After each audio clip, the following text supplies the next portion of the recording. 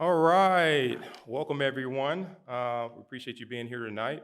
We're going to go ahead and call to order the Race Equity Diversity and Inclusion Commission meeting, April 11th at 6 p.m. So we'll get started with the flag salute by Commissioner Lecters. Please stand and join us. I pledge allegiance To the flag of the United States of America and to the republic for which it stands, one nation under God, indivisible, with liberty and justice for all. Rob. Thank you. All right, Commission Secretary, can we get the roll call? Yes, Chair. Commissioner Deutsch? Commissioner Eventhoff? Chair Faulkner? Here. Commissioner Lecters? Here. Vice Chair Pastorian? Here. Commissioner Steed? Here. And Commissioner Wilson? Present. Thank you. Thank you. Are there any public comments on non-agenda items? We do not. We do not have any public comments. All right, so we can go to consent calendar. Can I get a motion to approve the minutes and a second? I'll make a motion. Second. Okay, I have a motion by Commissioner Steed and a second by Commissioner Lecters. I'll take the roll call. Commissioner Deutsch? Aye. Commissioner Eventhoff? Aye. Chair Faulkner? Aye. Commissioner Lecters? Aye. Vice Chair Pastorian? Aye. Commissioner Steed? Aye. And Commissioner Wilson? Present. All right, thank you. Appreciate that. All right, we got to head into business item number 1, proclamation for Arab American History Month. First of all, I want to thank everybody for being here tonight as we recognize our Arab Americans that have made an impact on this country and have been a vital part of our development and as we move forward as well as a country. So we want to thank you for being here. Thank you for allowing us to put this on for you tonight. And we want to just celebrate you tonight. It's all about you, not about us, about the business that we have to go through, but we want to make sure we recognize you and your accomplishments tonight. So thank you for being here to allow us to do this. At that point, Director Joel, I'll pass it over to you. Yes, Chair Faulkner, we do have one public comment on this particular item, so just FYI, and then one public comment on the second item as well. Thank you. So we wanted to go ahead and start off with a video. And this particular video, it actually tells us a little bit about the Arab American Museum, and we'll go ahead and play it and get some information. Thank you. Since the late 19th century, Arab Americans have been an integral part of United States history. Immigrating from regions in Southwest Asia and North Africa, they arrived here, searching for economic opportunities, seeking refuge, or to build a new home, each person with a story of their own. These stories live on through photos, documents, and heirlooms that together tell a larger story of the lived experiences brought to light by the first and only Arab American National Museum. These artifacts, these objects, they're the stuff of history. Each object can tell us something about the lives of the earliest Arab immigrants or even the most recent ones. By collecting and preserving these objects, we're able to understand and record and document the stories that make up the Arab American community's history and allows us to understand their impact and share them with present and future generations. The Arab American National Museum is our necessary and compelling storyteller, representing our diverse and rich culture through literature, research, art, and music. Our mission to document, preserve, and present the history and contribution of Arab immigrants and their descendants began in 2005 in Dearborn, the heart of Arab America. It serves as such an anchor in our community, not just here in Dearborn, but it has such an international reputation. And their collections and what they do to keep the stories alive, to preserve the stories, to preserve that culture is so critical to our society in general. The museum has drawn tens of thousands of visitors each year from all 50 states and different countries around the world to explore our core galleries and engage with the local community. From Dearborn to Ellis Island and reaching as far as Los Angeles and Houston, the Arab American story has been shared in cities across the nation. Our temporary and traveling exhibitions shine a light on how immigration has shaped the lives of Arab Americans today and how Arab Americans have in turn shaped this country. The museum gives me a home for my ancestors, a place I can return to again and again to visit and celebrate where and who I come from.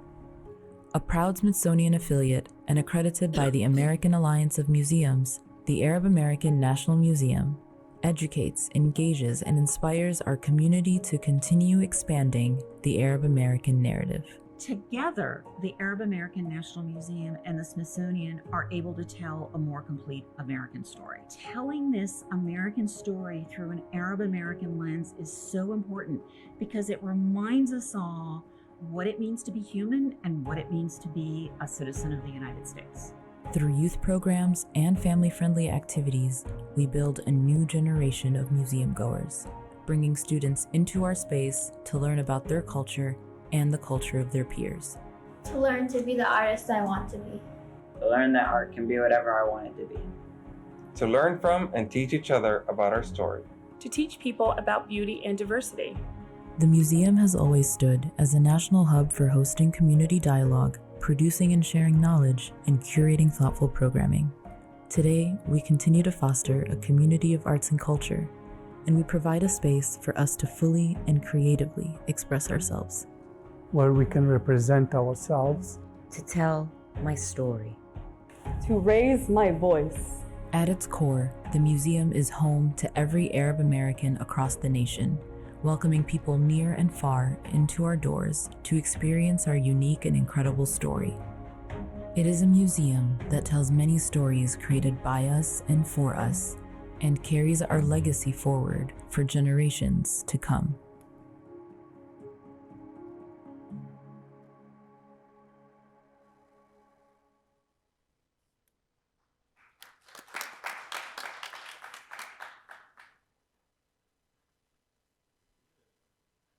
Thank you so much, Director. Right now, we'll have some assigned commission comments and slides by Commissioner Lectors. Thank you, Chair Faulkner, and welcome everyone. We're so glad you're here to celebrate with us. We do have a slide presentation noting some interesting facts about Arab Americans in our country and even in our local community.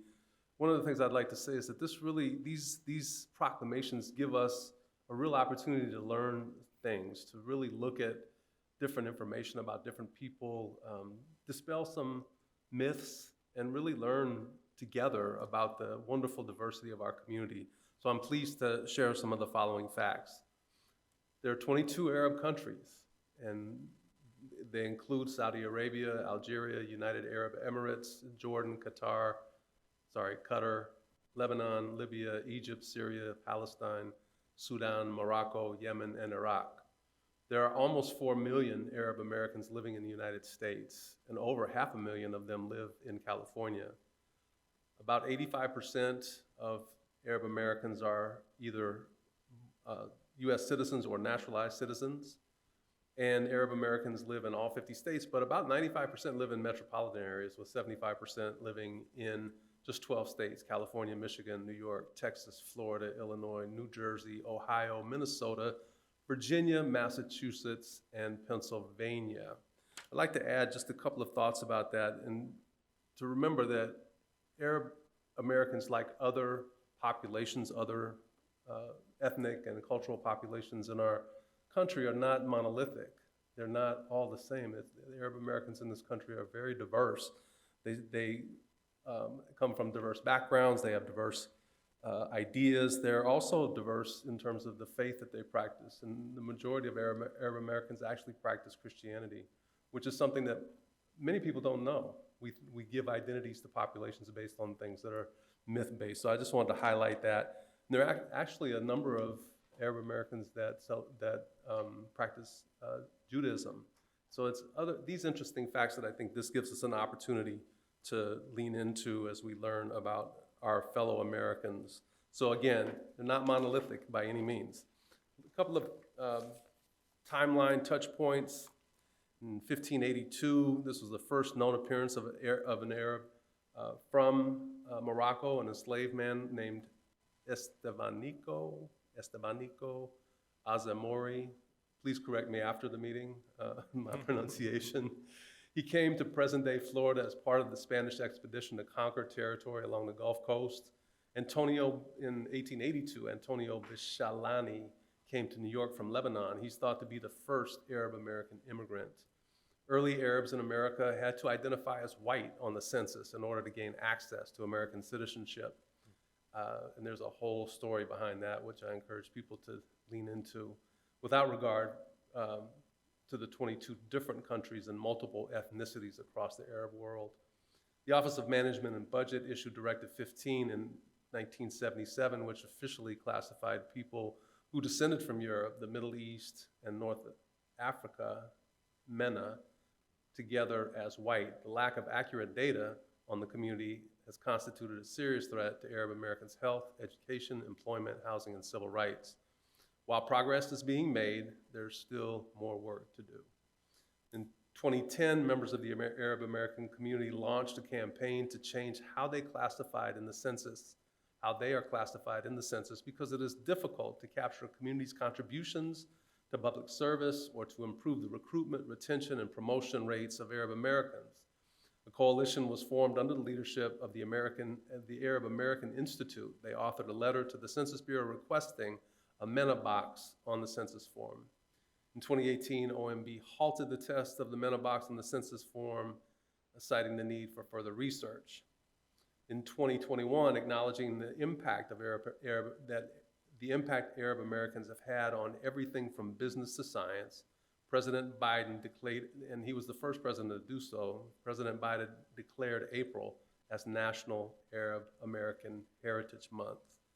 You're going to hear about an event happening next week to celebrate Arab American Heritage Month from our Community Services Division. In a few moments, I would also like to add that there are a number of local businesses and restaurants that we can frequent and celebrate that are Arab American owned and operated. So with that, we want to say Happy Arab American Heritage Month, and as is our custom, let's ace it. Acknowledge, celebrate, and educate. Thank you. Thank you, Commissioner Electors. Right now, we'll have a brief by the Community Services Program Report. Tracy Tominas. Hope I got that right. Yes, you did. Yes, my name is Tracy Tominas. I'm one of our Community Services Coordinators for our department. Tonight I am filling in for Director Russo. So I just wanted to provide a brief update of some of the events taking place this month. So the Temecula Valley Museum, as some of you may know, hosts a monthly culture event. It's called Culture Day, and it celebrates a different region or culture. In honor of National Arab American Heritage Month, the museum will be celebrating Saudi Arabia. This event is taking place this Saturday, April 13th from 11 a.m. to 1 p.m. It's going to have some food catered by our local shawarma and grill, a free art lesson, and even live camels. And then the celebration will continue next week with an Arab American Heritage mural. So you can join us for the official unveiling of that mural next Wednesday, April 17th at 5 p.m. This mural will be on display at Sam Hicks Monument Park until the end of the month. In addition to these events, I did want to mention that we will be hosting our Community Services Expo on Saturday, April 27th. This event is a great opportunity to meet our contract class instructors, interact with our department staff, and learn more about the programs being offered in our upcoming summer-fall season. This event is going to be held right here in front of City Hall from 10 a.m. to 1 p.m. And that concludes my report for this evening. Thank you so much, and thank you, Commissioner Electors, again, for that information. Director, we have a video that's going to be played. Yes, Chair Faulkner, we do have a video from Supervisor Washington.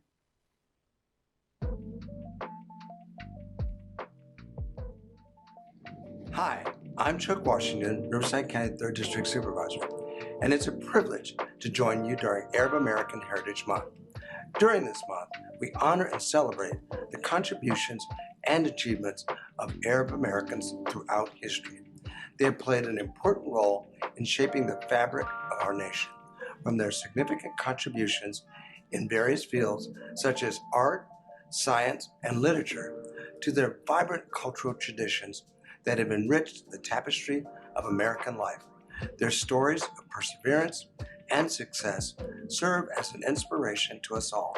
And that is why today we make a deliberate effort to honor the past, celebrate the present, and pave the way for a brighter future where all voices are heard, all cultures are respected, and all individuals can thrive. Thank you to the Arab American community for your countless contributions and for enriching our county. Thank you, Director. I appreciate that showing of that video. And right now, I'll read the proclamation for the City of Temecula's proclamation for Arab American Heritage Month. The City of Temecula proclamation, whereas National Arab American Heritage Month celebrates the valuable contributions that Arab Americans make to every aspect of American society. And whereas the initiative for the official national designation of the month was launched in 2017 by the nonprofit Arab American Foundation and its sister organization, Arab America. And whereas the initiative began with support from a few states, gaining momentum each year, with President Joe Biden officially recognizing Arab American Heritage Month through a federal proclamation in April of 2021. And whereas an estimated 3.7 million Americans have Arab roots, according to the Arab American Institute, with ancestries traced to 22 countries in the Middle East and North Africa, including Algeria, Bahrain, Comoros, if I mispronounce again, like Commissioner Lecker says, get me afterwards, and get me on track, please. Djibouti, Egypt, Iraq, Jordan, Kuwait, Lebanon, Libya, Mauritania, Morocco, Oman, Palestine, Qatar, Saudi Arabia, Somalia, Sudan, Syria, Tunisia, United Arab Emirates, and Yemen. And whereas across the country, cultural institutions, school districts, municipalities, state legislatures, public servants, and nonprofit organizations issue proclamations and engage in special events that celebrate our community's rich heritage and numerous contributions to society. And whereas the incredible contributions and heritage of Arab Americans have helped build a better nation, and whereas Arab American residents contribute greatly to the economic viability and the high quality of life of our community as professionals, business owners, educators, students, volunteers, veterans, and more. And whereas these contributions include those of the Arab American youth of the community, including those attending the local high schools and colleges in Temecula. Now therefore, I, Mayor James Stewart, on behalf of the City of Temecula, hereby proclaim this month of April 2024 to be National Arab American Heritage Month, and call upon our community to learn more about the heritage of Arab Americans and to observe this month with appropriate programs and activities. In witness whereof, I hereunto set my hand and cause the seal of City of Temecula to be affixed this 11th day of April 2024. Signed, James Stewart, Mayor, and Randy Joel, City Clerk.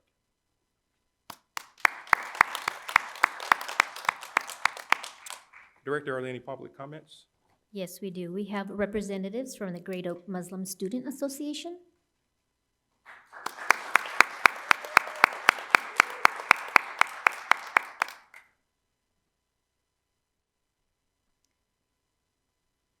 We welcome the students, and several of you had requested your own proclamations, so we have proclamations there. I know, Chair Faulkner, we took pictures in advance, but you are absolutely welcome to provide comments.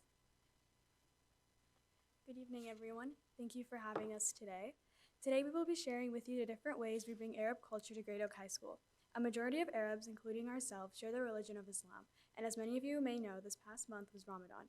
During this holy month, Muslims across the world fast from sunrise to sunset. Another big part of Islam is praying 5 times a day, which is more emphasized during this holy month. Since the time of our Dhuhr prayer takes place during school, we invited students to pray together during lunch and plan on continuing this tradition. This brings Muslim students together as well as any other students on campus who may be interested in learning more about our culture. On campus, we further integrate and showcase our culture through our new Club Muslim Student Association, otherwise known as MSA. The motivation to start this club was that we wanted to unite Muslim and Arab students who want to feel more connected to their culture and religion. A majority of the students, including myself, feel disconnected from our culture as it's hard to meet fellow Arabs who share the same beliefs and passions as us. Starting MSA gave us the opportunity to bring together Arab students and build a strong community as well as a means to feel connected with each other and our culture. This year, we got the opportunity to plan and host the club's portion of the Wolfpack Showcase. For those of you who do not know, the Wolfpack Showcase is a chance for incoming freshmen to get associated with Great Oak High School. During our portion of this event, we dedicated a table for MSA where we had things related to our culture set up and made it our mission to make the future students feel welcome to embrace their cultures on campus.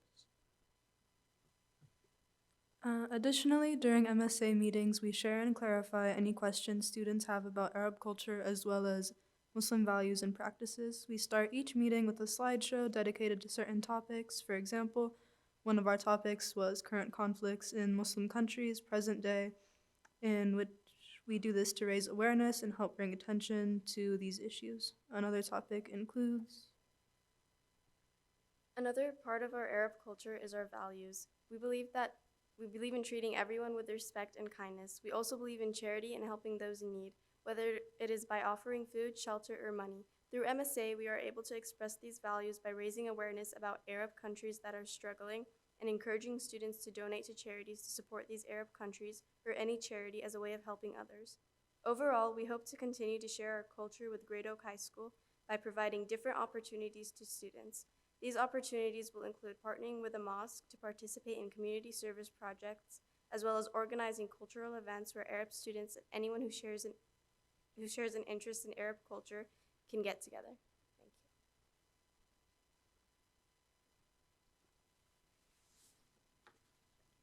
Oh, thank you so much. Hey, can you stand in front? Can you get a picture with them down the center by themselves? We appreciate it. So stand right back in front, face down that way, and he's gonna take a picture of you guys by yourself.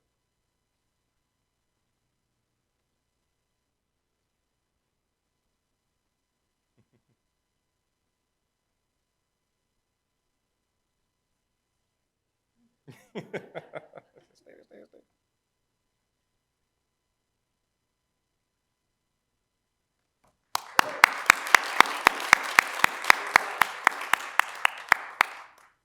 Director Joel, business item 2, the future home ownership opportunities for youth. Yes. Again, thank you for coming and celebrating Arab American Heritage Month with us. We really appreciate when young people come and spend time with us, and we get to know more about the different cultures that are here in our community. For the next business item, we actually will be continuing our discussion regarding future home ownership opportunities for the youth. So you are all welcome to stay if you would like in regards to this. Perhaps some of the students that are in the council chambers responded to the survey as well. We actually have a slide presentation, Chris. All right, and we'll move on to the next slide. So as the commission is aware, the city council unanimously provided direction to the REDI Commission for it to go ahead and consider the topic of youth housing. And the agreed upon approach for the REDI Commission's consideration was that the commission needed to identify, based on their own lived experience and educational and professional backgrounds, the barriers that the next generation may be facing now and into the future as they seek home ownership.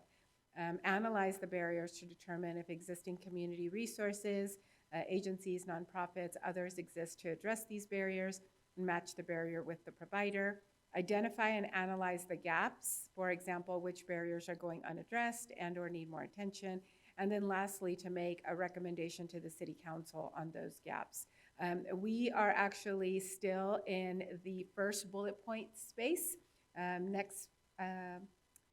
On February 8th, the commission conducted a high-level discussion on the topic, as I indicated, based on their professional expertise. And then students in the audience at the time, BSU students were here, and they had also expressed a desire to share their thoughts on the housing topic via a survey.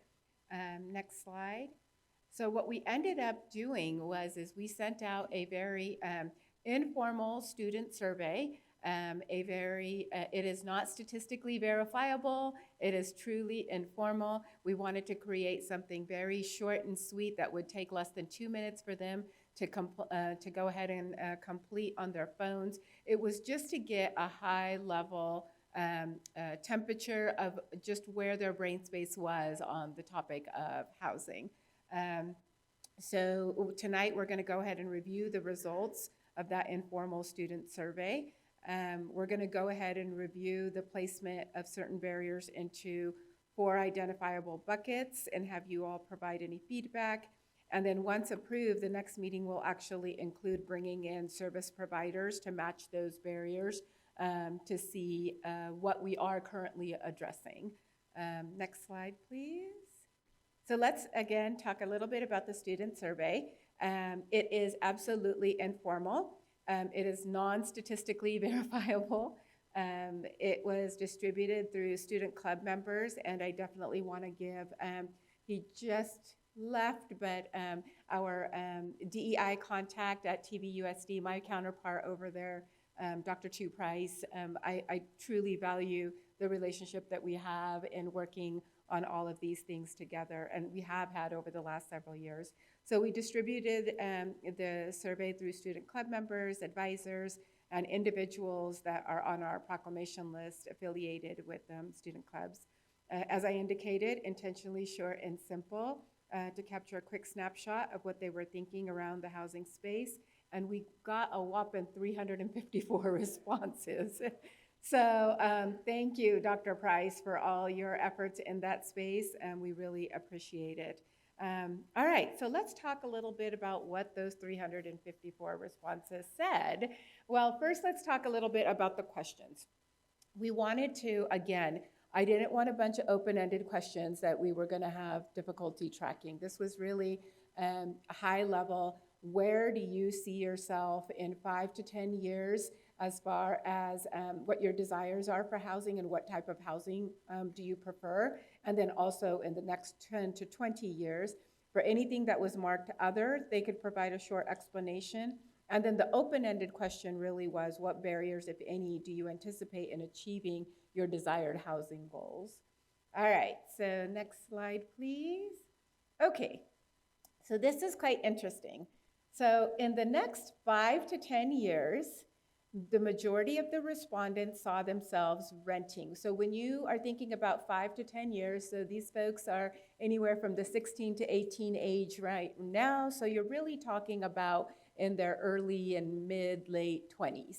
So they look at themselves as renting, although 28% did say own. And then the next 5 to 10 years, what type of housing do you prefer? Over half said that they see themselves living in an apartment. About 31% said they will be in a single family home. And then 13%, almost 14% said they will be in a townhome or a condominium. I'm gonna get to the others in a minute. Next slide, please. Now, this is really interesting because sometimes we have some preconceived notions about generational desire for home ownership, and this one blew that right out of the water. So in the next 10 to 20 years, 94% said they wish to own. 94% said they wish to own. In the next 10 to 20 years, 86% said they want a single family home.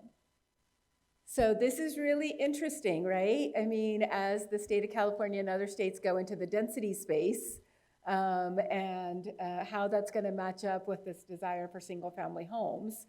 And again, this is now they're in their late 20s and to their 30s, right? So this is what we're talking about as far as for what they're desiring. But it is very interesting to see how kind of diverse the first 5 to 10 years look, and then how solidified that 10 to 20 years looks. Next slide, please.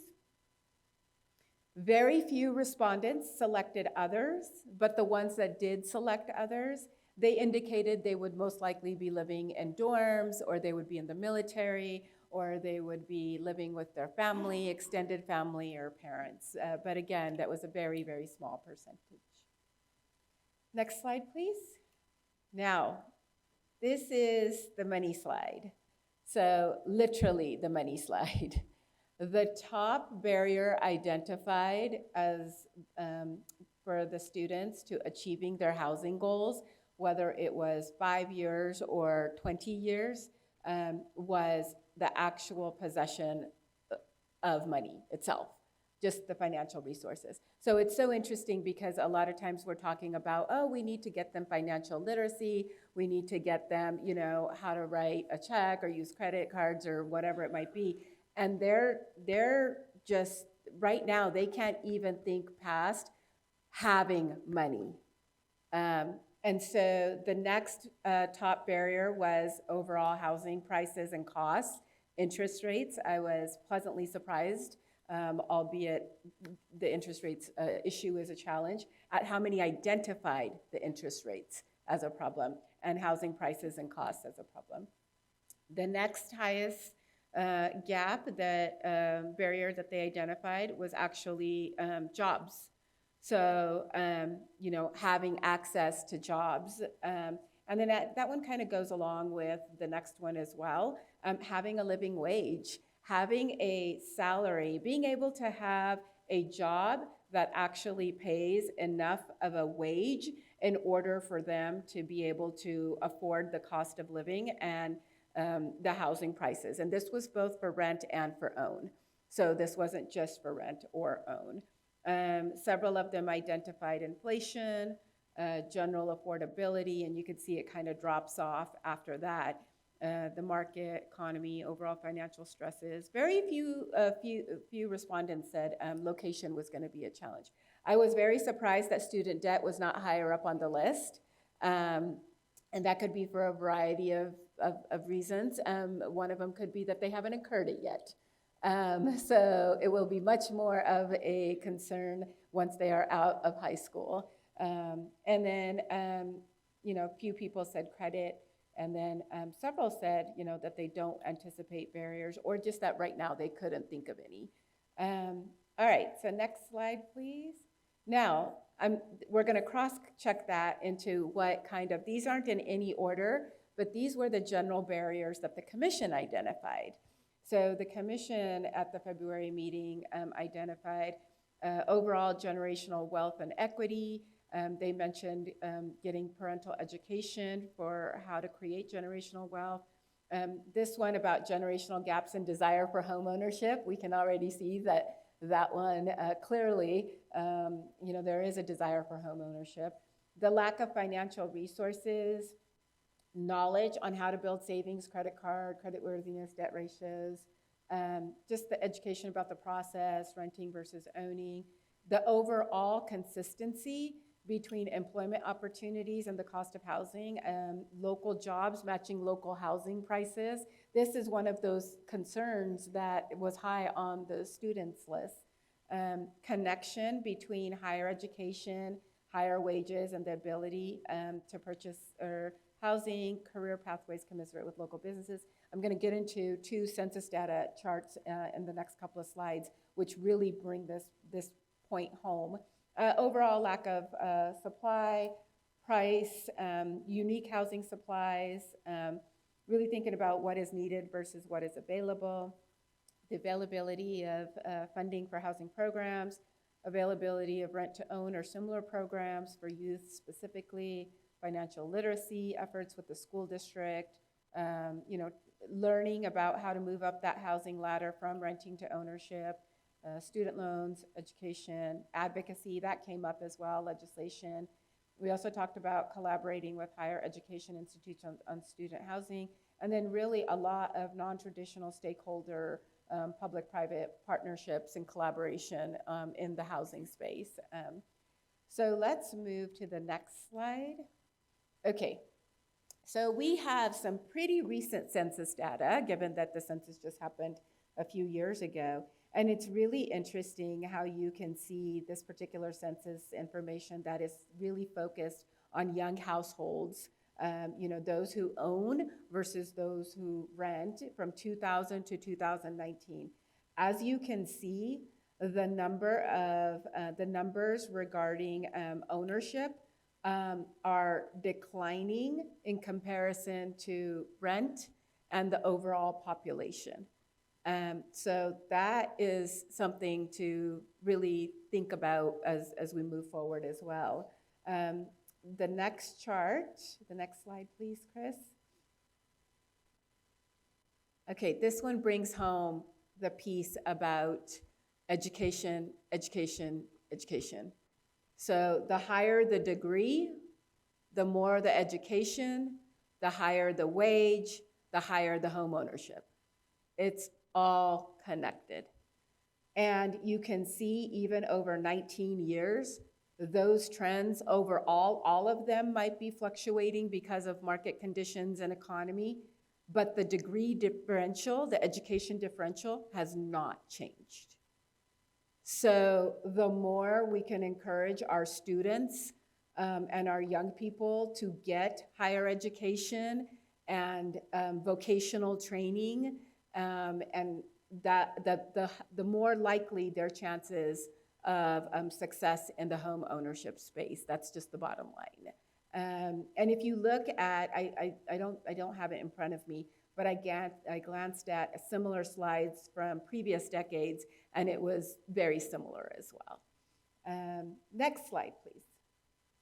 So given what the students said, and given what the commission said, we're proposing 4 buckets for focus. What we're really thinking about is this economic development bucket. A lot of the student comments focused on, the cost of living and money and jobs. And then, of course, commission comments were focused on that as well, local jobs matching local housing prices. I mean, we do have a regional economic development coalition, EDC, that is focusing on having higher paying jobs in the community and things like that. But I don't know that our students or our young people in the community are tapped into anything like that, right? So is there opportunity to engage in the economic development space, just for early awareness and guidance? Advocacy, that's the second bucket. The students' comments around housing prices, costs, interest rates, and then the commission's comments around housing development, grants, fundings, programs, variety and stock. That all is gonna happen we're gonna have to lobby Sacramento, we're gonna have to lobby the feds, given the condition that the state and the national housing crisis is in. This is gonna have to be an ongoing effort. However, one of the things that we've really gotten creative about is how we advocate and for what we advocate. We don't just blanket advocate anymore for we need housing, build more housing, because that's not helping us. So we really need to narrow in on what is it exactly that we need. We need funding for a youth housing program. And what allies can we tap into in the legislature to assist with that? Can we partner with military and other resources to go ahead and help us advocate as well? We recently started advocating with Habitat for Humanity, and it was such a success that I look forward to doing that every year because it was one of those things that you could see the impact literally as you're going from office to office. Education, that's the third bucket we're proposing. So this is, the students' comments around student debt and credit and financial stresses. If there is some early financial literacy education we can get them, that would be great. Commission comments about knowledge about processes and programs and how to create wealth and all of that kind of good stuff, even parents and students talking about generational wealth and what that means and what that looks like. And are there opportunities to create roundtables around that? We don't know, right? So thinking from that education space. And then lastly, really thinking about our partnerships, public and private. There are several city, county, state housing-related agencies, and frankly, youth centers that are starting to really hone in on just youth housing. And then obviously our education institutions, our local school district and our colleges. Are we bringing in our colleges to connecting our colleges and their housing departments and their housing offices with our high schools early on enough so they know what housing is going to look like, how much it's going to cost, all that kind of stuff. Here locally, can we do that, since a lot of students are staying local, especially for our community colleges. And then lastly, really focusing in on our business and banking institutions and our nonprofits. We do have a Chamber of Commerce. We do have several banking institutions. I am very inspired by an example. Next slide, please. This is, I don't know if you guys have seen this before, but this is an absolutely amazing, innovative program that One United Bank did with their community to create a financial literacy comic book for young people in their community. And then there's other communities that are doing something similar. And this is really interesting because One United Bank is the largest Black-owned bank in the United States of America. And so, but it doesn't have to be just that, right? Like, we have great banking relationships with corporate banks here. Are there opportunities to have conversations with our educational partners and our local corporate banking institutions and our realtors and everybody else, and start creating some innovative resources that are available here in our community? I'm always reminded we're Temecula. We do things sometimes a little bit differently, and if we think creatively, we have the ability to do some of these things. Next slide, please. So the items for your consideration tonight are, we want to get your thoughts on what just your initial thoughts on what you thought about the student survey, what your thoughts are on the 4 buckets for focus, and if you have any additional thoughts that we should be incorporating as we move forward.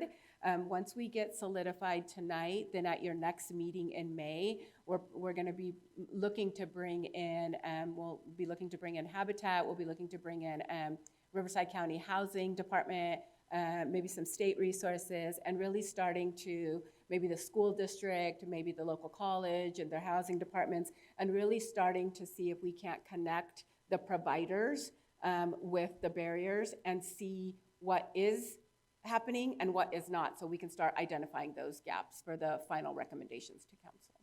With that, Chair Faulkner, I am happy to turn this back over to you. Thank you so much, Director Joel. Anybody want to start the conversation? Chair Faulkner, we do have one public Yeah, comment. public comment. Go. Great. Let's hear the public comment. Lynn before we Kelly get started. Linner.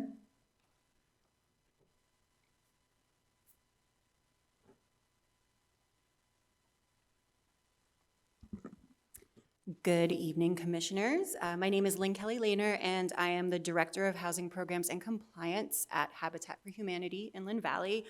Thank you again for talking about this topic and bringing up this important topic.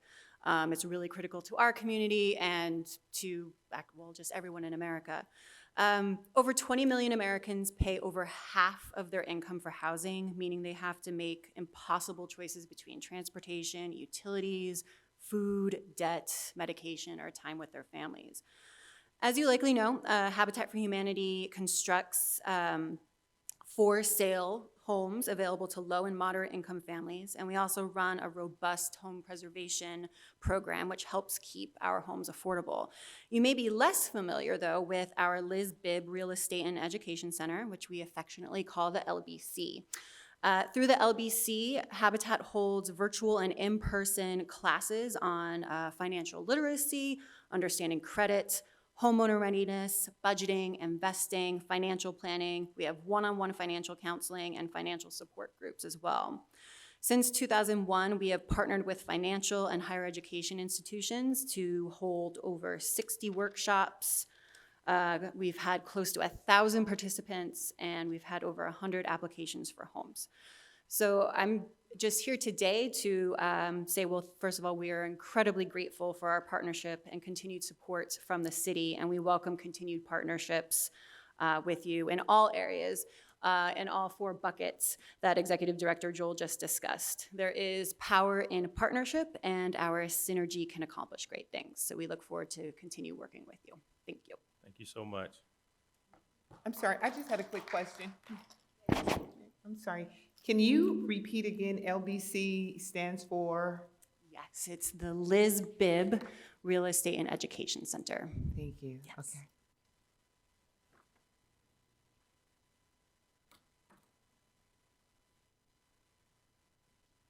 All right, Director Joe, can you put those three back on those three points back up on the screen? Yes. Thank you. There you go. All right, so we'll just start this discussion off. We're going to talk about number one, thoughts on the survey. Anybody want to kick it off? Anyone? All right, Mr. Steve? Okay, yes, great survey, first of all. Their answers were really, really good. It's funny, money was number one, and it's interesting because Denise and I both know that we will see people with lots of money that can't buy a house because nothing else is in line. So I think the whole focus of everything in, the education, the credit, the debt to income ratio is really, really important. So going back to the education part of it is huge. So money is a huge part of it, but you have to know what to do with your money. So, but our students are on it. They need to make money, so that's good. I also really liked their age range in looking for being able to afford a house. I think that's pretty standard among even our generation. I know we were in our early 30s when we bought our first house.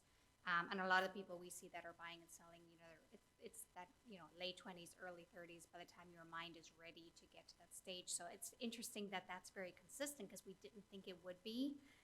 So that's really, really good. But education really comes down to the bottom line. Financial literacy is really, really important. So in any way that we can assist our students and get them to where they need to be, it's going to be a tough climb. We all know it. But I think with education on how to do it, and doing the right things, that we can all make it happen. Thank you. Thanks, Commissioner Steve. Anyone else? Yeah. Can we pop back? Can we pop back to the slide? I can't even remember. One, can we go backwards? More. Stop. Wait. Forward. I think that's where I was thinking. Yeah, so I think that this is what I was thinking about, and I was just thinking about this when Jackie was, when Commissioner Steve was talking about education. So first of all, this was fascinating to me. And the fact that we got more than 300 students to fill out anything is like, yay, all praise to you. That was really great. I think Dr. Price has left too. But yes, that was really, really cool. And the way that we are thinking about it and the way that we as a city are thinking about what we can do to help our young people look forward to home ownership, and we are well represented in the realtor section up here. I think that it's super important that we start now. One of the things that I was thinking about, if you could go back one slide. Where? This one.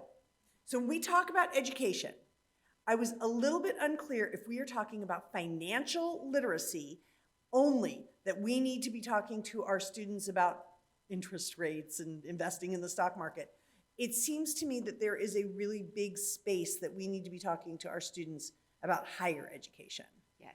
And I wasn't sure when you flip to the next slide that felt covered under the slide that talked about education. It felt more like we were talking there about money education, financial literacy.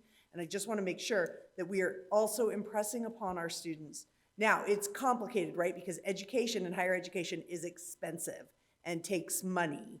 And although the state of California is doing the best I think that we can do, and I think we have an amazing community college and trade school system here, it seems to me that there is a place to do some work and some further conversation between just the idea of education and how we define that and where we put our resources to encourage our students to continue on.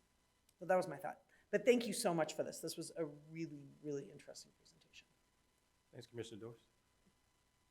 Commissioner Wilson? Yes, I just wanted to say, because I was looking at the slideshow, and it talked about money and then housing price. And yes, that is a factor because I think they're more so thinking of right now what's going on. But student debt is something that needs to be put in the equation. And I know, just like Jackie said, I was like 30-something when I bought my first house, had no clue that your credit starts the moment you start opening up all these credit cards. And like you said, the debt ratio, you can have all the money in the world, but if you have a bunch of credit card and you don't understand how the credit cards have a 25 to 30% interest rate, and even though the minimum payment is $20, you will be paying that for 30 years if you continue to make the minimum payment. So education has to be there with credit cards, and then get their mindset, use cash. If you don't have cash, then hold off on buying it and save that way, because when you do have the money set aside, you're going to get a better interest rate. When you have the money put aside, you're able to get in a better community because you've saved up the money, and then you can predict where you want to live. It may be a condominium, it may be a single family resident, and I think 93% of them said single family resident, which is really good, but you almost gotta like crawl before you can walk. And I think the concept of having a dorm living, getting the kids acclimated to this is what dorm living looks like. You may have to come out buying a studio, and that's okay, but then eventually down the road, you can rent that studio out, and then you can use that to buy a house, but you gotta start small. So it was just fascinating that they said single family resident. I'm thinking, you wanna start small, you wanna save, you wanna take those credit cards and put them in a shredder, and you want to learn only to buy stuff that you have cash for, and then they have to learn how to save. I know a lot of times you get money and you want to buy, but what does saving look like? And so we just have to start educating them. And I know it was high on my list. Interest rate, yes, you can't do anything about that, but it's about educating them on the credit card, on the debt ratio, for your home, the mortgage, and what comes along with the mortgage. You have your insurance. You have your mortgage payments, you have your PMI, private mortgage insurance. You have all of that factored in there. So we just need to educate, and then they'll be ready to make that next step. And it's not that it's not attainable, but let's just be realistic with this crazy market right now. Interest rates are crazy, but they can still have home ownership. That's everybody's dream. And this is National Fair Housing Month. So if anything, this is the perfect time to be talking about that. Okay. That completes my comments. Thanks, Commissioner Wilson. Anybody else? Commissioner Evington? Okay, to begin with, I wanted to apologize for the last time we brought up this topic. I may have come across a bit snarky. My venom was not directed at our director, but at the state's best management of land use policy. So I do want you to know that I am terribly sorry if I came across the wrong way. Our city is actually rather innovative in its ability to manage some of the state's requirements, including the ADU, and being well ahead of it in having a couple of prefix types of plans available to streamline the permitting and the creation of ADUs and increase the supply. I come from more of a supply side than a demand side when it comes to housing issues. And you can, we definitely have to rethink perhaps what Temecula is going to be in about 10, 20, 30 years. And are we really going to be a city of single-family homes? We are predominantly right now, we are seeing more density, but whether it's meeting the state's RENA numbers, low-cost housing numbers, or just having the realism that we're going to need more new urbanist types of designs. You know, it's not so new, but urbanist designs. Lots of homes over shops, kind of village type things that create a transportation hub that then you can use public transportation to reduce traffic trips per site. Very complicated stuff, well beyond my capabilities, but that's definitely something that we have to definitely wrestle with. One of the things that was brought up in this slide is the correlation of higher education to home ownership. And in the Inland Empire, the two-county metropolitan service area, the MSA, bachelor attainment is at 21%. Only 21% of folks have a bachelor's. In Latino communities, that number drops to 9%. Where's the disconnect? Why are certain populations not getting the fact that they gotta go? They got to go to college or attain something beyond just high school. It's really, we lock in on four-year universities, but, CTE, vocational stuff will do the job too. You got to do something though beyond college, beyond high school. So there's definitely one area of needing improvement. Another is if you sit on any of the economic development organizations in this region, one thing, everybody's howling for employees and trying to get employees. You have kids coming out of high school worried about being employed. Is there a disconnect there for, maybe more job fairs? I think we have one coming up pretty soon in a couple of the different local cities, and we just had one, I think, at MSJC. So there's definitely a requirement there. And then lastly, if you're a commission making recommendations to the city council, would it be perhaps that we have a clearinghouse website page of resources, if we don't already have one, for all the different programs, whether it's Habitat for Humanity or VA loans or whatever, that this is a one-stop shop. You want to buy a house, here's the page to go to. So these are just some comments, and thank you for the time. Thank you, Commissioner. I was gonna agree actually very much along your lines of what your thought process was, Commissioner Evantov. So first of all, just the simple fact that we got so many responses was really great, and I was in the presence at some point of several students who were taking it, and it was really interesting to hear the conversation around some of the questions as well, which I think is also a really positive piece that we were able to create a conversation around this topic. So that in and of itself was great. One of the things, in terms of, obviously we see this correlation with higher education, and you're absolutely right in terms of identifying different underrepresented groups within that. But if we're focusing, here locally within our Temecula community, and again, we can piece that out as well, just within our different cultural groups in our Hispanic population and our Black population and everything else. But we do have, and the data shows that we do have a very high graduation and higher education, that progression into a higher education here locally, which is phenomenal that we have that data to say that we're able we're doing something there in terms of educating our students to continue on to the next step, which obviously sets them up for the success that we're looking at here. But then how do we reach the other groups, right, that need to have that extra assistance, and how can we start to create that conversation on a deeper level? So the first thing that kind of comes to my head is a clear example is what we saw tonight.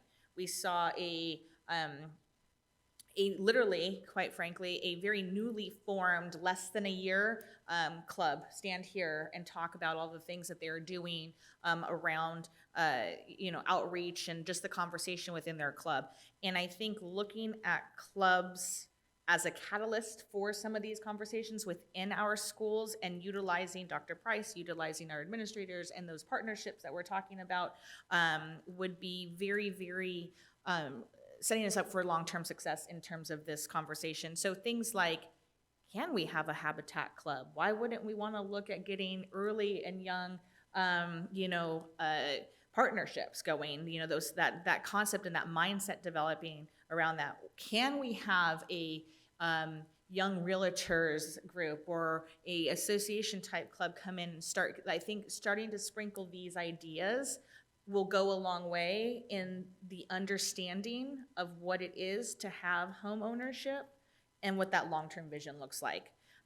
Because as we kind of already recognized, they may not recognize the student debt component yet, but that's because they don't know. So how can we start to introduce that concept and understanding very, very early on? And I think that's definitely part of it, is starting to think out of the box and how do we get them invested at a much earlier time frame.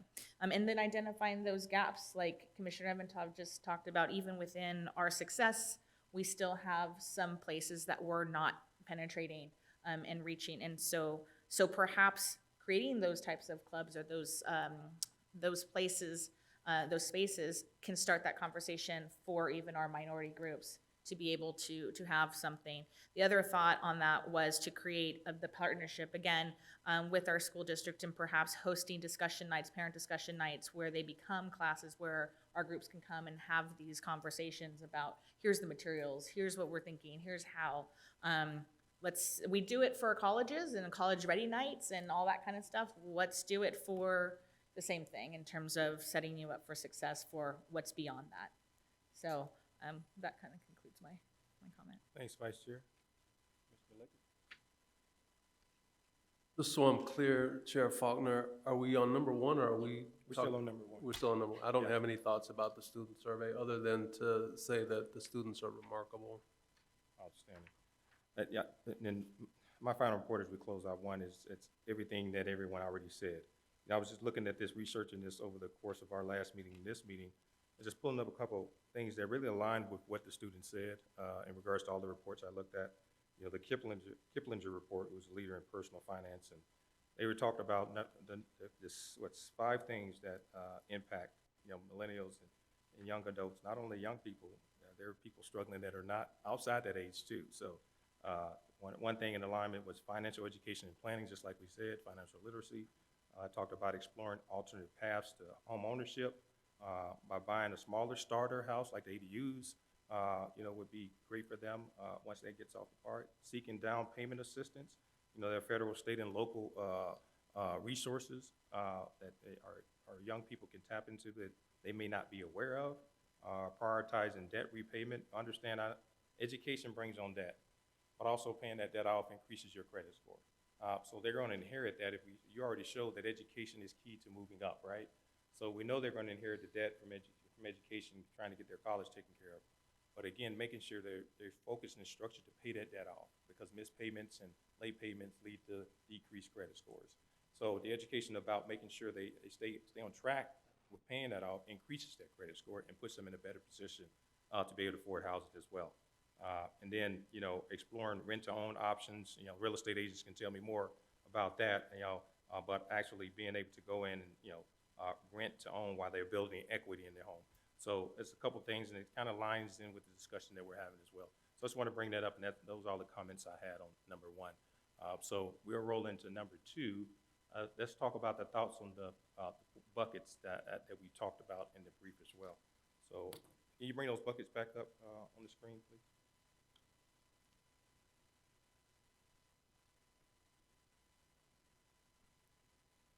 Chris, can you go ahead and,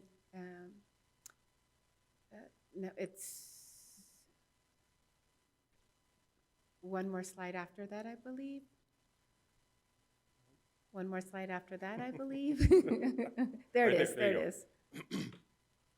So we just want to have a discussion on the proposed buckets. As you can see there, economic development, advocacy, education, partnership, public and private. So who wants to open the discussion up on these, on the buckets here?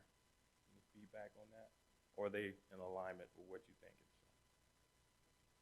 All right, Commissioner Wilson. I think they're right on target. The only thing that I had was on the advocacy, and I think Director Joel said it, we need to focus in on what that advocacy looks like. Excuse me. When we focus on something like that, we need to have a target, because when we have it so vague, it's like, what is truly your purpose that you're here for? Yes. And I know when we go to Sacramento, we have A, B, and C. This is what our focus is. This is what we're advocating for. And this is what we need to talk to our legislators about. So I think focusing in on that to see what it really is, and then go ahead forward. So, yeah, on that, I was specifically thinking too, like, you know, we all are used to buzzwords, right? We're used to buzzwords like affordable housing, local control, you know, things like that. And that does not resonate. It doesn't resonate. It hasn't resonated for a very long time. But if we go in there and say, we need to have you restore this $153 million clawback on this particular program because it helps this particular segment, now we're getting somewhere. And we need to give them not a concept to get behind, but an actual tangible program to get behind. And I was even thinking, like, for some of us, we got into housing, we were able to save some things, into home ownership. We were able to save some money, but then we did make a decision to do a first and a second and then refi after the first year. And many people, I know I did that. So if we can go in and advocate for a first-time homeowners down payment assistance program, let's talk about that. Instead of just this bad Sacramento, you're not doing enough, we know that. And that message could be said to cities, that message could be said to counties, that message could be said to the feds. But what are we actually advocating for? So I would look forward to, in this particular bucket, not only identifying what we are gonna be advocating for based on the gaps, because that's what's gonna tell us, like, we can't advocate for all those barriers. But once we understand what those gap barriers are, then we can get behind programs that address those gaps specifically. Nicely said, Director Joe. Anyone else? Yeah. Mr. Lecter. I think these are great, and they make perfect sense to me. This is not my area of expertise, but I think this makes a lot of sense. I do think there's something missing, and that's understanding the hidden barriers that we're not talking about. What are the discrimination barriers? What are the disparity barriers in the housing and education fields, for that matter? As Commissioner Evantov mentioned, the disparity between, for Hispanic students getting bachelor's degrees. I suspect it's more than encouragement and intention. There's other things that are there. I don't know exactly what they are in this moment, but I know this country has a long history of discriminatory practices in lending and housing markets. And while we've come a long way, there are threads of them still in existence, and I would invite us to at least explore and ask some of those questions. What's keeping people, certain populations, from having access to homeownership and the resources to make that happen? Thank you. Thank you, Commissioner Lecters. That's where I think it was really where my brain space was on that, under the partnerships, and definitely bringing in those banking institutions, because I think just as the realtors industry has been doing a lot of work on previous discriminatory and historical discriminatory practices, so has the banking institution. And so if we can bring our local banking institutions to the table and talk about what are the lending rates for certain identified groups, what does that look like here in our own community, maybe we'll be able to uncover some of those hidden things. May I respond? I think that's a great frame. I would also invite us to ask other people, ask the people that are affected. Sure. Ask them to identify what they think the barriers are and what they've experienced. Yeah, along those lines, I mean, the state has the Dream for All program right now, and that is really centered around people that are first generation home buyers. So that is huge, and it's a step in the right direction. We have a long way to go. So, while realtors are being very, very educated ethically and on fair housing rules, the same with lenders, but the state needs to step into and help alleviate some of those issues that have gone on for years and years and years. And I think that Dream for All program is definitely a good step in that direction. Unfortunately, the state doesn't have as much money as we would like them to have throw towards that program.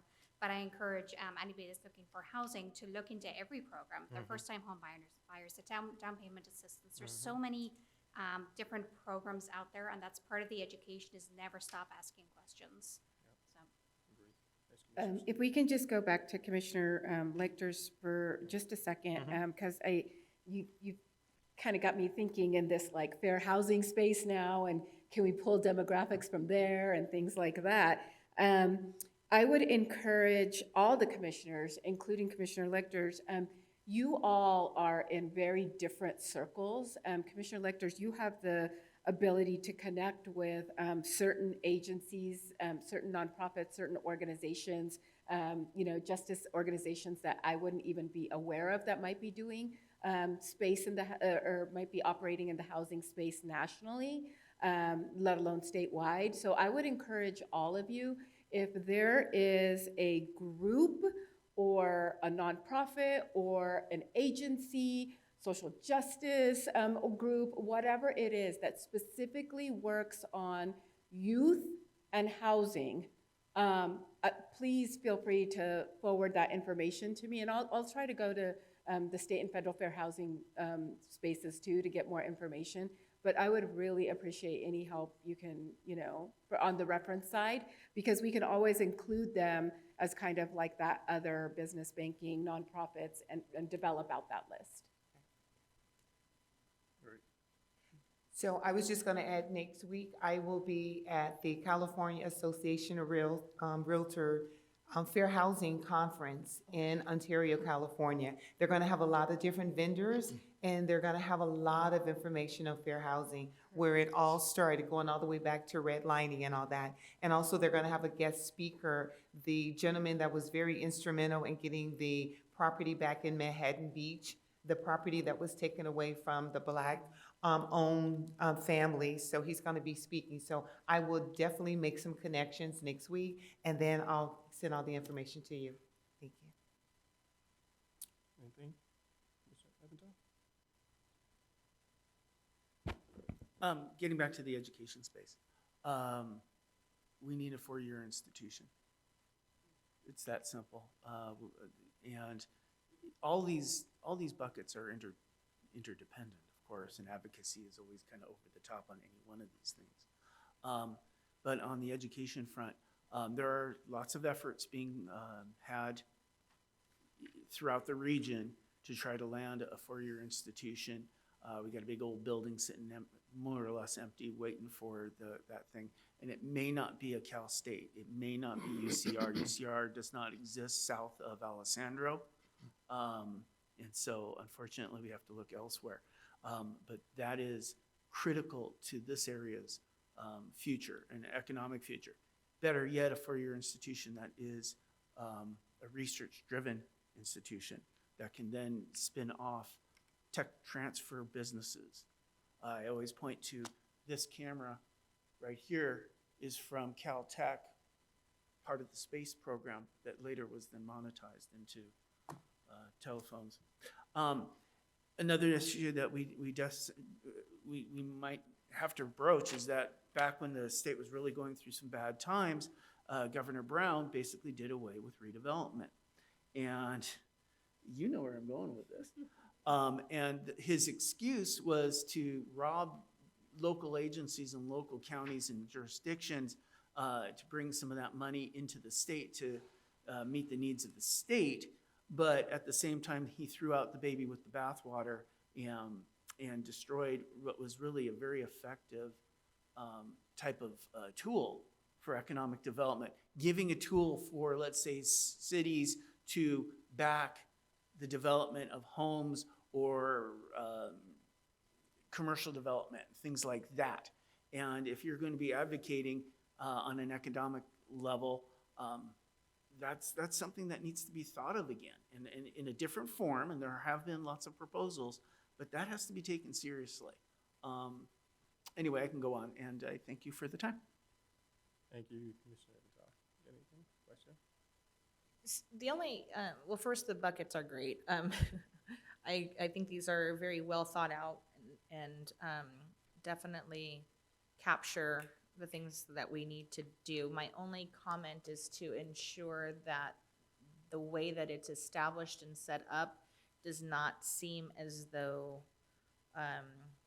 it's being done for, even though there is a level of that in terms of creating that pathway and everything else for that generation that we're talking about, but finding a way within these bucket frames and inviting them to walk that path with us. And that's really the only comment that I have, is to ensure that we are creating a space for those young people that this directly impacts can have a part within these buckets to advocate on their own, if you know what I'm saying in that sense. Thanks. Yeah, please.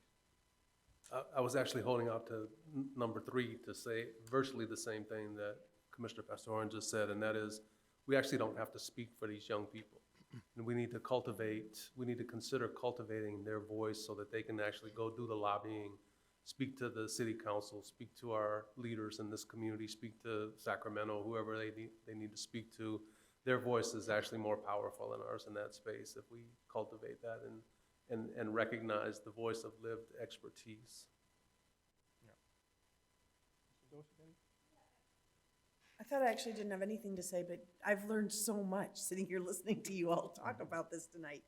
The one thing that maybe I would just tap into is when Commissioner Eventhoff talked about a four-year institution, which is a fabulous idea, don't get like, yay, but we could hearken back to the conversation we had about healthcare and the need for more doctors and healthcare providers in this region.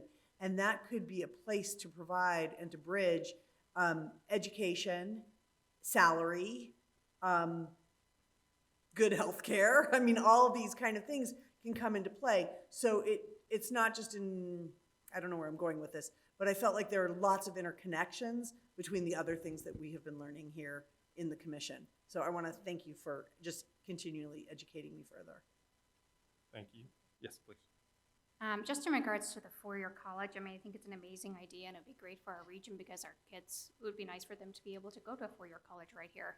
My one concern is when a four-year college comes, it also brings students from out of the area. And we have more people from out of the area, and now we have more of a housing demand. We have more of a housing demand, and housing is going to go up yet again. So we already are the jewel of the Inland Valley. Everybody loves where we live, but they want to come live here, and so there's a housing demand. And if we have a four-year college, we're just exasperating that. So I'm a little bit concerned about that, just in regards to we have to house students, we have to house families, and so I don't know how we would remedy that. That would be my only concern. You know, Chair Steed, it's really interesting because as the commission knows, I am also a California State University San Marcos employee, and the newest institute director for one of their extended learning programs. And talk about being educated. I didn't know what I was getting into just as an adjunct. I have learned so much, and the system that the higher education institution operates under is drastically different from even local government or state government. It's very, very different, and it's very, very slow. Yeah.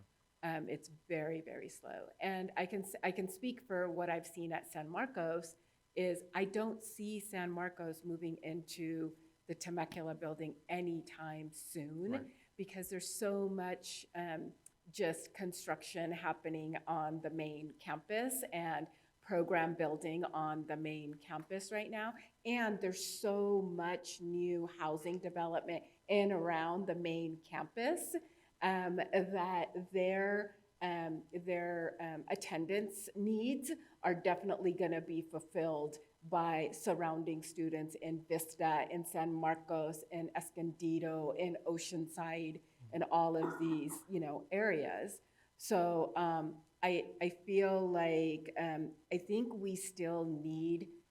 It would be nice to have a four-year institution down the road, but for right now, we're talking right now. What is happening for our students who are going to San Marcos right now in the housing space? Are they on campus? Are they driving? Are they staying home? So I still feel there's value in speaking with San Marcos, Palomar, MSJC housing departments now and housing liaisons now to understand next year's school district graduates, what are their options if they're going to any of those. And then hopefully later on, we'll end up getting four-year education institution, here in the city. But we need to know what's going on with housing now when they leave high school. Yeah. What are their options? And can we bring them to talk about it earlier together? And frankly, can we partner with those partners to advocate? Yeah. What do they need? Can we get behind as partners on their housing needs and our housing needs jointly? I don't know. Yeah. These are all just questions, but something to think about.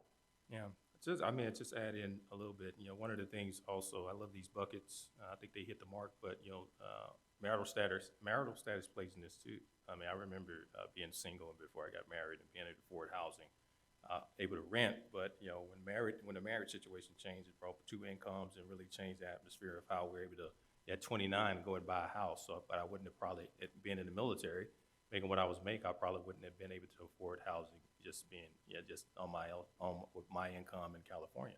So again, and I know we don't want kids need to take their time with the marriage, but that normally happens like after this age group we're looking at, right? So they're growing, they're developing, getting through college, and then they get married and all those things, and that impacts it as well. We talk about home ownership, but that financial literacy piece is key because home ownership just gets you in the home to pay the mortgage. But there are other things with that too, utilities and things like that, that actually that have to be factored in with that financial literacy to make sure they do have the entirety to be able to not only afford the home, but keep the home and look for an opportunity upward in regards to their education status as well. Many students, I talk to students as well, they're deferring college because they're talking to other college members and they're saying how stressed they are into debt. And they're saying, that's not for me. I don't want to put it on my mother and father, so I'm not going to step in that space, and that's where some of the apprenticeship things need to come into play, and because they make just as much as people with master's degrees, some of these apprenticeship programs, to make sure our kids understand they're there for them, and that'll give them an opportunity for home ownership as well. It just seems like a lot of people are deferring apprenticeship and those types of jobs because I guess it's not cool these days, and a lot of people younger people not going to that space. We need to make sure they understand the financial remedy. If they can't go to college provides a way up. Yeah, it's going to increase debt. It's going to provide a way for you out of that. But those apprenticeship programs are cool as well. Hey, and just looking at some of the things you talked about, Randy, there are a lot of programs out there. I know many of you know them, the FHA loan, FHA 203K loan, VA loan for us that we get, with no money down. The USD has a loan as well, the agricultural. They have a loan for people starting new. The Good Neighbor Next Door HUD loan is another great loan out there for people. Native American Direct Loan, Energy Efficient Mortgage, local homeowner assistance program. So there's a laundry list of things that, if sometimes, and there's a rural loan here, First Home Club in New York, they match $4 for every dollar and up to $7,500 for new home buyers and things like that. So there are programs out here that maybe we need to actually look into and see if there's an opportunity here as well. So there are a lot of programs, and I'm just hearing for the first time by just doing research and looking it up online, but we just need to make sure they understand there's programs out there for them too and really exhaust all those resources as they're looking for housing as well. Not only, I know we're talking about this demographic, but all those also for those who can't afford as well. And, and looking at an opportunity somewhere to house it, on the city's website so people can go and grab some of these things and look for it really quickly because it does take doing some homework and going finding it. So that'd be a part of the education that the city can just put those things on there. It's just a recommendation. They can just go click on it and figure out if that meets their needs and everything. So, but that's all I have. And the city already has an affordable housing page. Okay, cool. But, one of your recommendations as commission could be to enhance it to include more program listings or whatever else. Yeah. So that's fine. All right, that's all I have. And the last, I think I got it. If you can go to that, the 3 questions again, so we can close out. All right, and the last thing was number 3. Any additional thoughts from the commissioners? No. So there are no commissioners. Just have one, and it is how we frame this. I mean, I think it is housing, it's financial literacy, it's education. I would invite us to also consider that this is a well-being discussion, that that housing, financial freedom, financial well-being contributes to family and community well-being. And so if we think about it from that frame, it's not dissecting individuals or families by housing or no housing or their financial status. It's really thinking about an overall sense of well-being and what we're creating in our community. Good. Anything else, commissioners? We're all clear? Sounds like we're all clear. All right. Anything else on this, Director? No, I have my marching orders. I'm really good. I just thank you so much for this discussion and for allowing us to work with you on this topic in this way. We're all learning a lot as we go, and I have no doubt that the final recommendation as we go through this process, I anticipate maybe 2 to 3 more meetings on this before we can start to solidify your recommendations into some sort of a report format to the City Council. What we envision for your recommendations to City Council is actually a joint meeting between you all and the City Council to go ahead maybe at a City Council meeting under the business portion of the City Council meeting to go ahead and present your findings and your recommendations. And I'll be with you every step of the way to go ahead and help do slides and all that kind of good stuff. But we really want to make sure, given the importance of this topic, we really want to make sure that we are not missing anything. And so we want you in your voices to talk directly to City Council on these recommendations, and for them in their voices to be able to direct further work and or accept your recommendations or ask questions and things like that. So that's where we're headed. All right, thank you, Director Joel. Now we'll roll right into any commissioner comments that any commissioners may have. Anybody want to kick it off and start? Comments? Commissioner Evantov? No, mine is just short and sweet. I just think we had a really good discussion. Home ownership is very, very important, and it's something that everyone should have an opportunity to experience. So I'm looking forward to working with the City Council and wrapping all of this up so that we can move forward in a direction where our city can have resources so that we can help them get into the home or the condominium or the townhome that they so desire. So thank you for really good comments. Thank you, Commissioner Wilson. Commissioner Evantov? It's cultural festival season, and on Saturday from 11 to 3, our friends to the north in Menifee will be hosting a multicultural festival. Admission is free at Underwood Park, 28251 Rouse, R-U-R-O-U-S-E, Road in Menifee. And that is not a paid endorsement. Thank you. Anybody else? Comments? No? Go. I'll just share briefly. I had the privilege of spending 3 days over the weekend in New Orleans with an organization that I'm actually on the national board for called the People's Institute for Survival and Beyond. Some of you have heard me talk about them and the work that that organization has been doing over the last 45 years in undoing racism. And the event was amazing, and it reminded me very much of what we're trying to do here in Temecula, and that's really looking at inclusion, dismantling oppression, oppressive structures from an intersectional perspective. Racism, absolutely, but also the issues with gender oppression, sexual identity oppression, immigration status oppression, religious oppression. And so I just came back inspired and feel like this conversation actually fits right into that discussion. And so I'm encouraged. It was powerful for me, and I don't quite know what to do with it. I mean, love to come back and just say what all was said, but I think just so you know that is part of my orientation, and really thought a lot about Temecula while I was in New Orleans. Thank you. Thank you. Anyone else?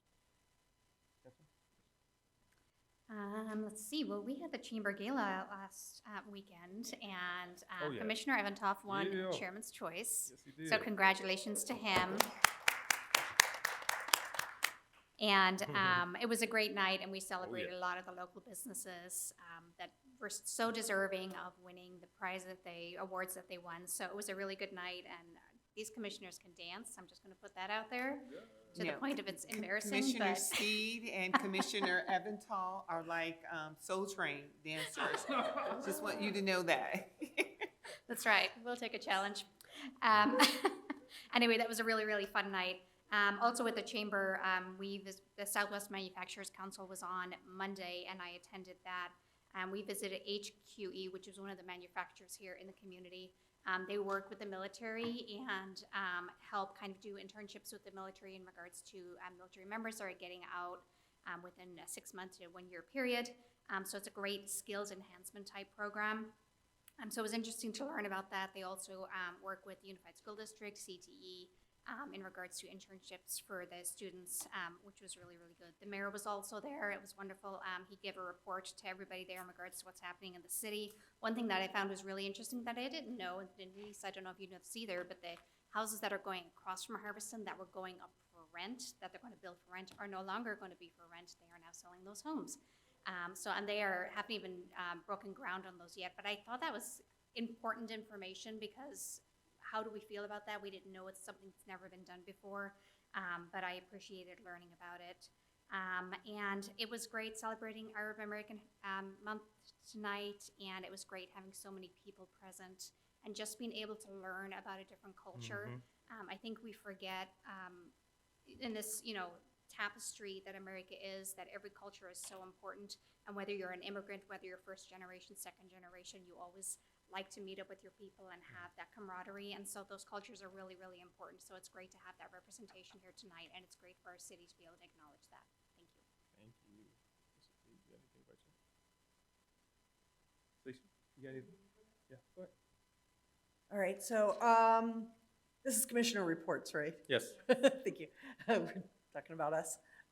So I didn't realize that I had a bunch of things that I've done in the last month, and then I kind of thought about the number of different places that I have been.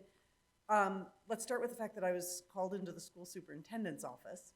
Oh. I had a meeting with the new superintendent and our school board member, Steve Schwartz, and it has been the superintendent's goal to pretty much meet with a person a day since he took the job. Yeah.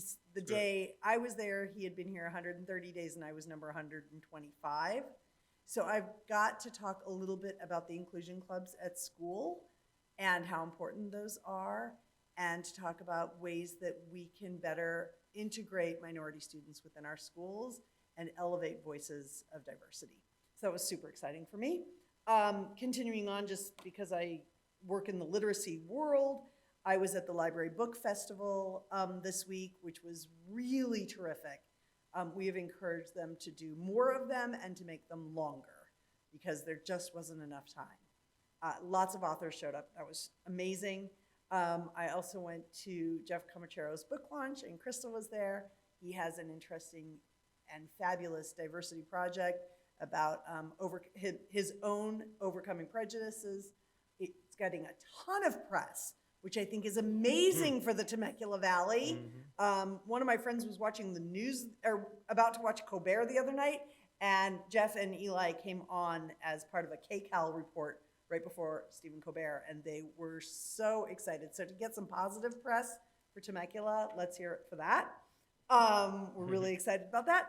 And I also did a school visit as an author this week at Nicholas Valley, and that was tremendous to be with the entire second grade and to talk to them a little bit about writing and books and hopefully encourage them down that path as well. So it's been a really big month for me, and I'm very excited to be out in the community representing REDI. Yes, love it. So I wanted to start tonight just by saying how much I really appreciated our Arab American Heritage Month celebration and just being able to raise our student voices in unity, really, and come together and celebrate cultural differences. I really have to once again commend this city in terms of its proclamation process and where we are today with how we're doing this and just the process in itself. And it's a really, really powerful opportunity for everyone within our community to come and stand here. But my hat goes off every single time to our young people, our young population, and our students who literally show us their hearts through their culture.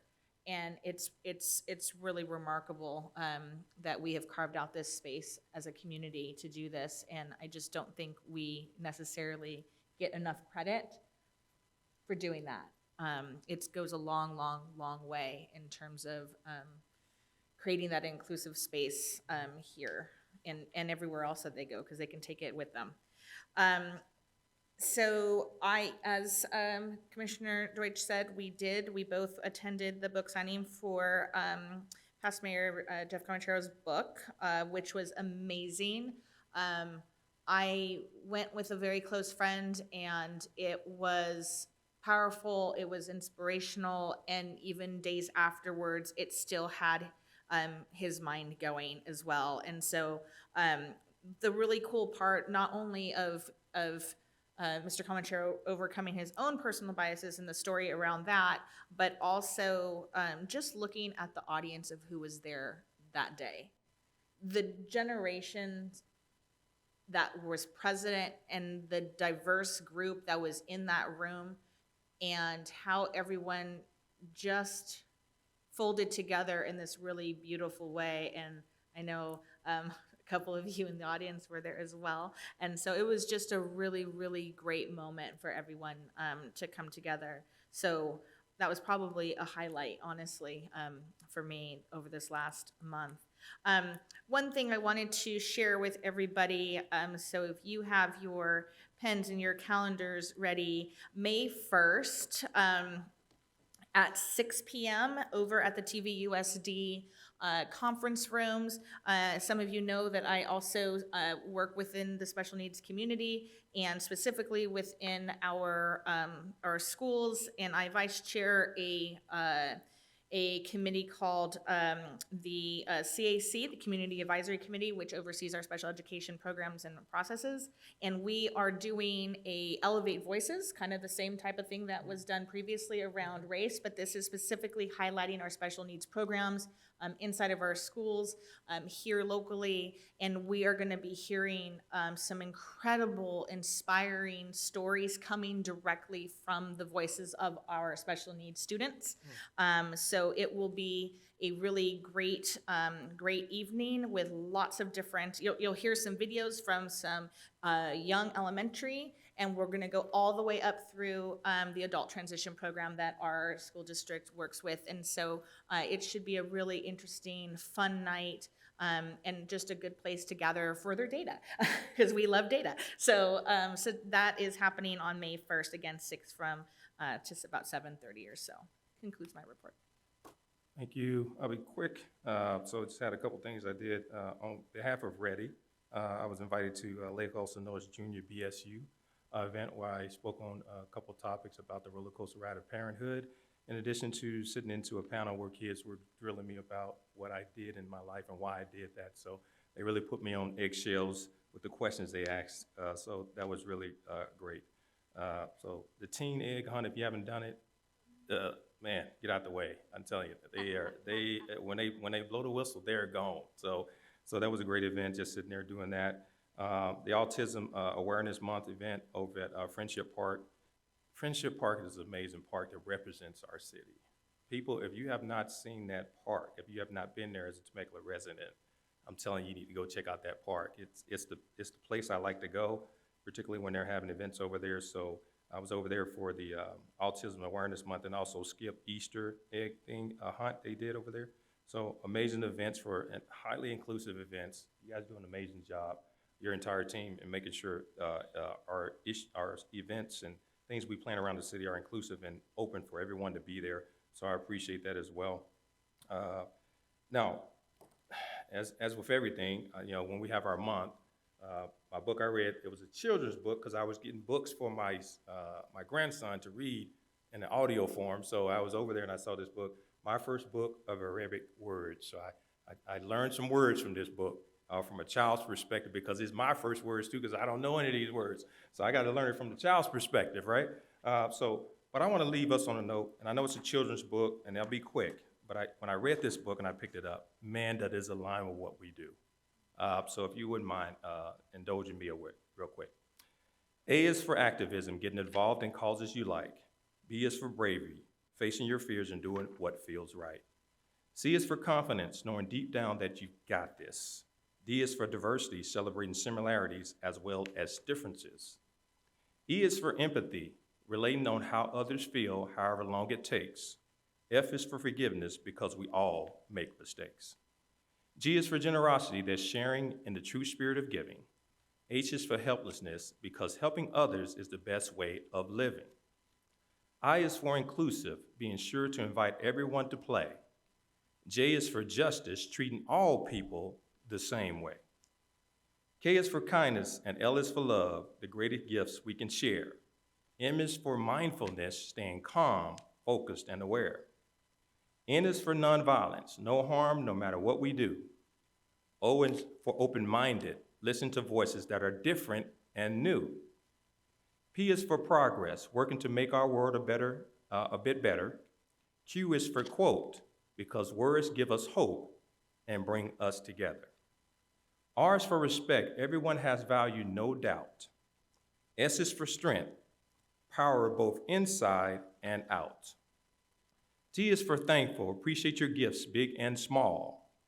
U is for unity, when we stand together, one and all. V is for volunteer, it's good to share time and give. W is for world, the beautiful place where we all live. X is for Zenio, a great word that means treating everyone like a guest, because sharing laughs and family and friends is truly the best. Y is for you, a powerful person who can do anything.